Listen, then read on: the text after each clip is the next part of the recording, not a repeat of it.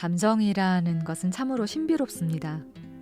분명 같은 상황인데도 어떤 감정이 생기느냐에 따라 내 인생에 천국이 임할 수도 있고 지옥이 찾아올 수도 있습니다.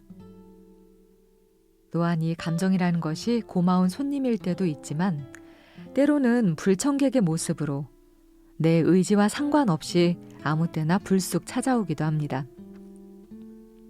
오늘 하루 힘차게 살아보려고 다짐했는데 갑자기 부정적인 감정이 마음의 문을 박차고 들어와 버리면 그날 하루는 망가져 버리고 맙니다. 반대로 삶의 여러 가지 문제로 기운이 빠져 아무것도 할 수 없을 것만 같은데 누군가의 한마디로 잠깐의 즐거운 생각으로 행복의 감정이 다가와 내 마음에 사뿐히 앉으면 날아갈 것만 같은 하루를 보내게 되기도 합니다. 이렇듯 감정이라는 것이 얼마나 중요한 것인지 성경에서도 말씀하고 있습니다. 모든 지킬 만한 것 중에 더욱 내 마음을 지키라. 생명의 근원이 이에서 남이니라. 눈에 보이는 재물과 명예, 사랑을 지키는 것보다 눈에 보이지 않고 잡히지도 않는 마음을 지키는 것이 가장 중요하다고 말씀하고 있는 것입니다. 그렇다면 여러분은 우리의 마음을 사로잡고 우리의 삶을 뒤흔드는 이 감정들을 어떻게 대하고 있나요?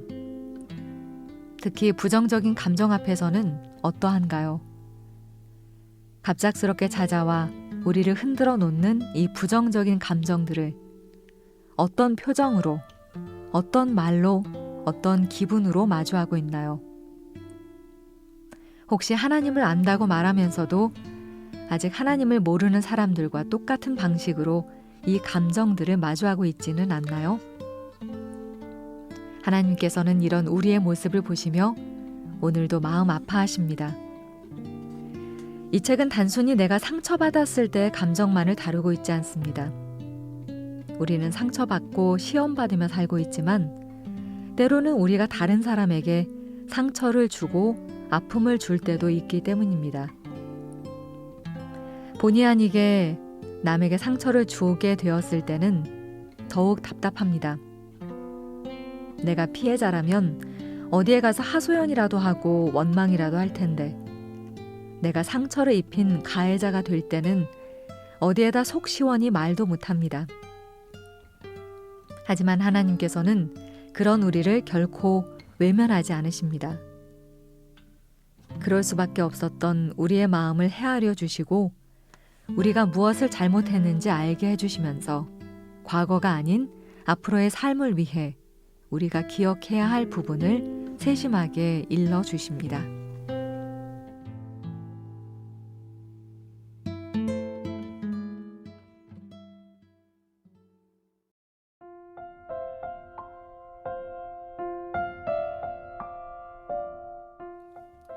목표를 이룬다는 것, 원하는 것을 얻어낸다는 것은 우리에게 행복을 선사한다.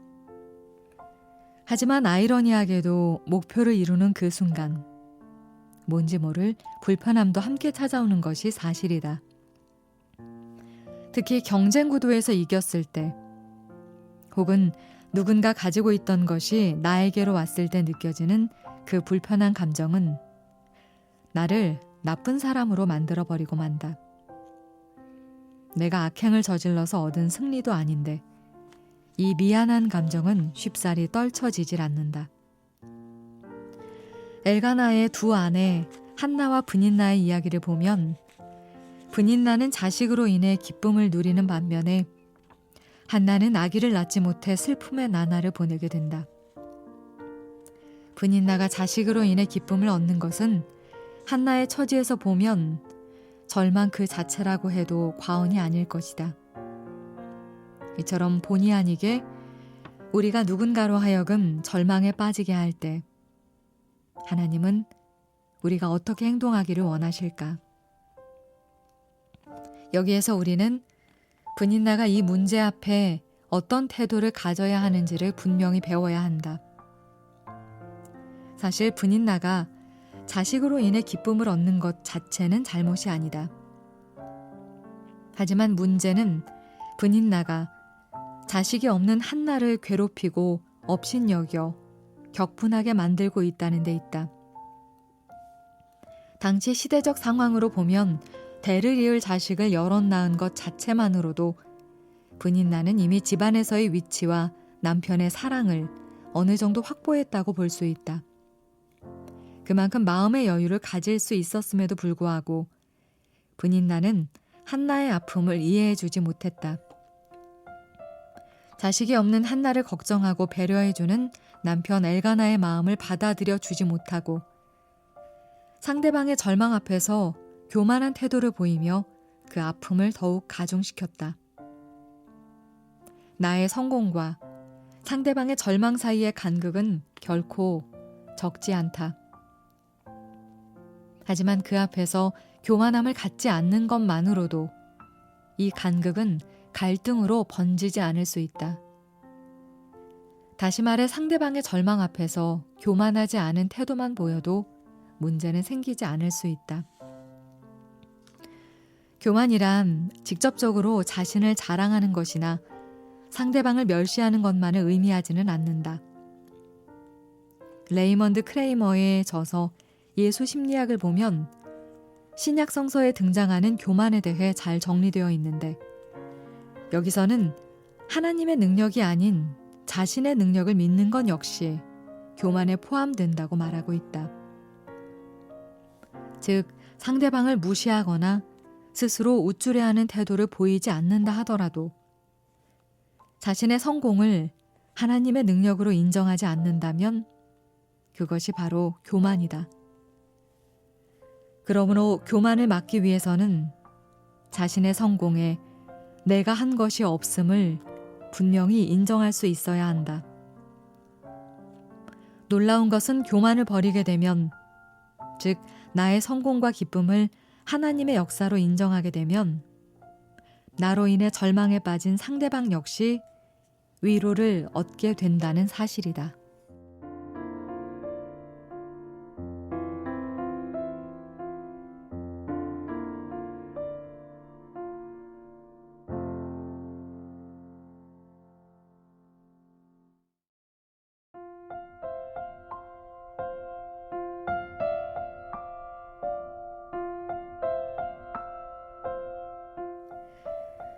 우리 주변에 믿었던 누군가가 무능한 존재로 비치게 되었을 때 우리는 그 사람의 무능함을 비난하기 이전에 그에게 닥친 상황을 살펴야 한다. 우리도 모르는 상대방의 사정이라는 것이 분명히 있기 때문이다. 가령 건강에 문제가 생겨 이전처럼 실력을 발휘하지 못할 수도 있고 집안에 일이 생겨 이 문제에 집중하지 못했을 수도 있다. 또한 누군가의 공격으로 인해 상대방이 무능한 존재로 비치게 될 수도 있는 일이다. 만약 우리가 그 상황을 속속들이 안다면 과연 무능해진 상대방을 비난하거나 외면하거나 무시할 수 있을까? 오히려 우리는 그때부터 위로자의 입장에서 그에게 다가가야 할 것이다. 그것이 바로 하나님의 마음이며 동시에 하나님께서 우리에게 바라시는 마음이다. 하나님은 상대방이 위급한 상황에 처했을 때 우리가 그의 부족함을 메워주시기를 바라신다. 물론 그 방법에는 여러 가지가 있을 수 있다. 가령 응원해주면서 기운을 북돋아 줄 수도 있고 지금 당장 그 사람이 할 수 없는 일들을 대신 해줄 수도 있다. 혹은 묵묵히 그를 위해 중보 기도를 해주는 것도 좋은 방법일 것이다. 이처럼 상대방의 무능함에 직면해 괴로워하며 한 발자국도 움직일 수 없을 때 우리가 곁에서 그를 묵묵히 도와준다면 어떨까? 물론 당장은 우리에게 아무런 이득도 되지 않을 것이다. 예전처럼 그 사람이 잘 나가던 상황도 아니고 어떤 권한이 있는 것도 아니니 우리가 도와준다고 한들 그 사람이 우리에게 고마워하는 것 외에는 받을 게 없다. 또한 우리가 대가 없이 무조건 그를 도왔다고 해도 그 사람은 자신의 시름에 빠져 우리에게 고마워하지 않을 수도 있다. 그러나 하나님은 다 기억하시고 언젠가는 갚아주신다. 심지어 그도 있고 우리도 있는다 해도 하나님은 절대 잊지 않으신다. 그래서 우리 자신이 언젠가 무능함으로 인해 괴로워할 때 누군가의 손길을 통해 우리를 돕게 하신다. 우리가 과거에 도왔던 그 사람이 우리를 도와줄 수도 있고 다른 누군가가 우리를 도와줄 수도 있다.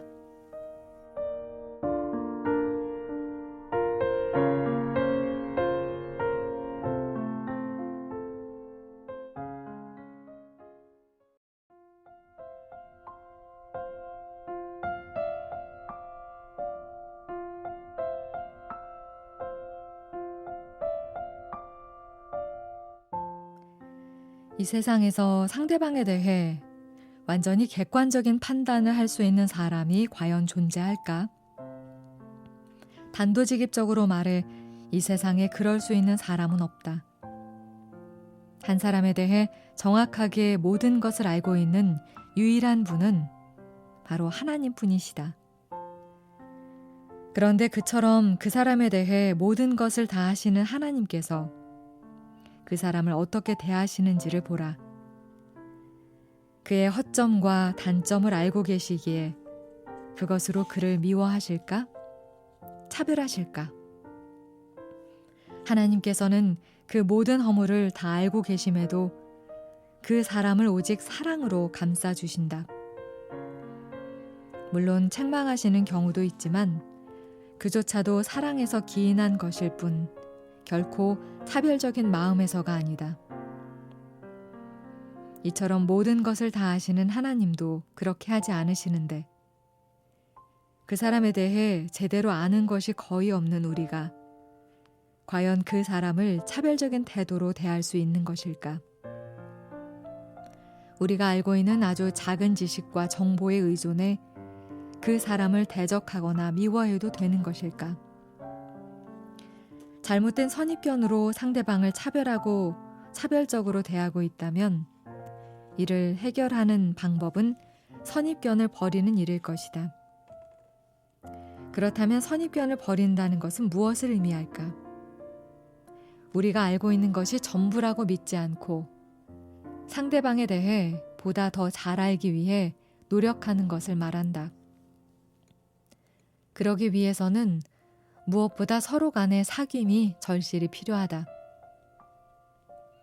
눈에 보이는 대로, 마음 가는 대로 그냥 차별해버리는 것은 하나님을 알지 못하는 자들의 수준에서 벗어나지 못하는 행동이다. 하나님의 자녀라면 우리는 그 벽을 넘을 수 있어야 한다. 우리 마음에 밀려든 차별을 오히려 상대방과 더 깊은 관계를 가질 수 있는 기회로 여기고 우리가 먼저 손을 내밀어야 한다.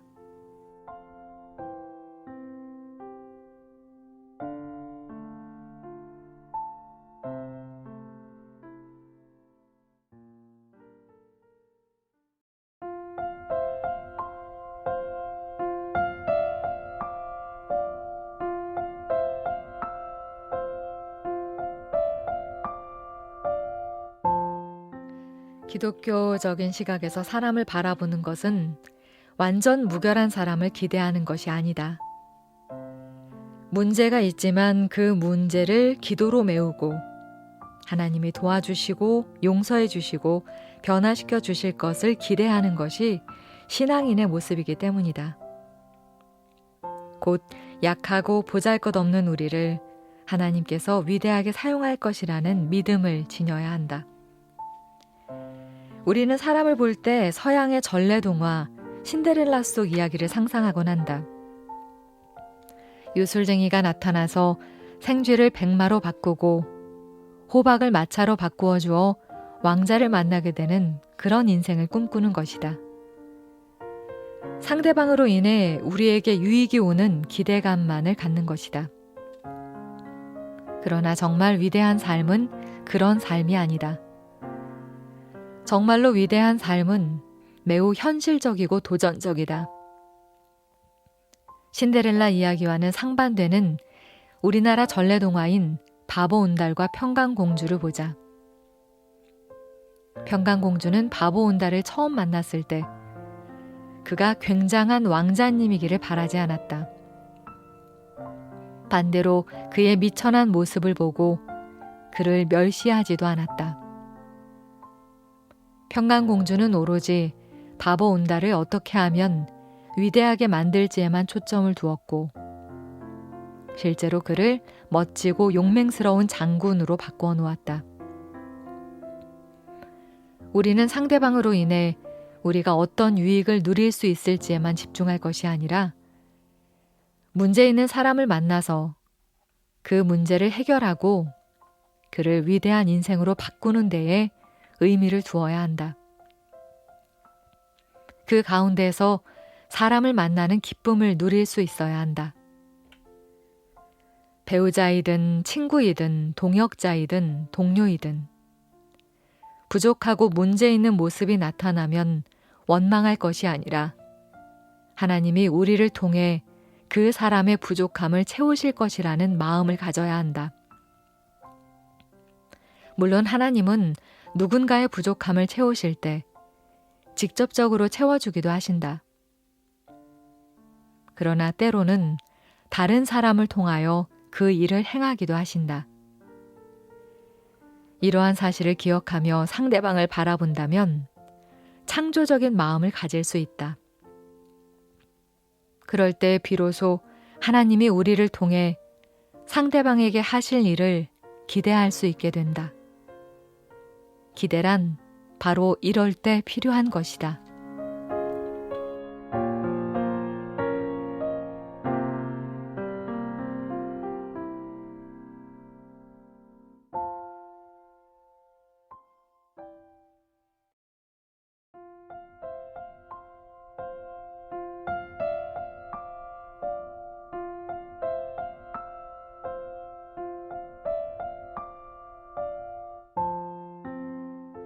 최근 SNS의 발달로 사람들이 온라인상에서 자신의 의견을 표현하는 일이 참으로 많아졌다. 정치에 대해, 경제에 대해, 사회 모습에 대해, 또 한국 교회에 대해 저마다 자신의 생각을 자유롭게 글로 남긴다. 그런 글들 중에는 정죄와 비판의 성격을 담은 글들도 꽤 많이 있다. 그런데 놀라운 것은 그런 글을 쓰는 사람들은 대부분 자신의 생각과 행동이 정의를 이루는 것이라고 믿고 있다는 사실이다. 하지만 과연 그것이 하나님 앞에서도 정의로 비춰질까? 말 자체만을 두고 본다면 옳은 소리일 수 있지만 그 말이 정죄의 성격을 담은 것이라면 하나님께서 과연 기쁘게 여기실까? 비단 SNS만이 아니다. 우리는 살아가면서 비판할 만한 것들, 편을 갈라 대적해야 하는 것들, 여러 의견이 오갈 수 있는 문제들에 대해 너무도 쉽게 서로를 정죄하고 비판한다. 특히 사회적인 문제를 일으킨 특정 사람에 대해 손가락질하며 정죄하는 것은 그 정도가 잔인하기까지 하다.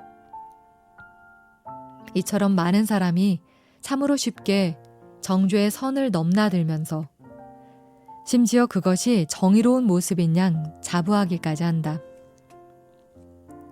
이제 우리는 우리의 마음에 상대방을 정죄하고자 하는 마음이 어떻게 생겨나게 되고 거기에 어떤 모순점이 있는지를 파악해야 한다. 정죄의 마음이 들 때마다 우리의 생각을 멈추고 하나님의 뜻에 귀를 기울여야 한다. 모든 사람은 죄인이기에 하나님께서는 사람이라는 범주 안에서는 정죄를 하는 사람이나 정죄를 당하는 사람이 모두 같은 위치에 있음을 우리로 하여금 깨닫게 하시는 것이다. 때로는 그 둘의 위치가 역전이 되는 것을 보여주면서까지 오해로 인해 고통받았던 우리를 자유케 해주시는 것이다. 또한 그 둘 모두가 하나님의 은혜와 도우심의 대상인 것도 우리에게 알려주고 계신다. 이처럼 정죄하는 사람과 정죄당하는 사람의 위치를 바꾸어 놓는 것이 바로 하나님의 일이다.